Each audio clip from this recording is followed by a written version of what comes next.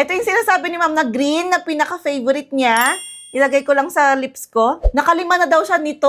Tapos, gustong-gusto daw niya to kasi lightweight lang siya, which is very true. Lightweight lang siya talaga sa feels. Perfect din siya sa mga two-toned na lips kagaya ko. Nakita nyo kanina, di ba? Medyo dark yung aking mga lining, lip lining. Tapos, medyo natakpan nito. Nag-even out siya. Tapos, tama din yung sinabi ni ma'am na para siyang lipstick na natutunaw sa lips kasi nga, pagka i-apply mo siya is, watery yung feels niya. Pero, ayan habang tumatagal, kung napansin niyo habang nagsasalita ako, nagbo-blur out nga talaga yung effect niya. Ito kasi yung pang watery to blur ni Focallure. Ayan ang ganda niya sa lips. PP02 nga pala ito, yung aking suot. Ito ata ang best seller nila so far. And look, nag-blur na siya, 'di ba? Kanina liquid pa yung itsura niya, pero ngayon, blurring na siya. Yes, nagiiwan talaga siya ng color sa lips. Kahit na medyo burahin ko siya, kunwari kumain na ako ng mga sandamakmak, ganyan.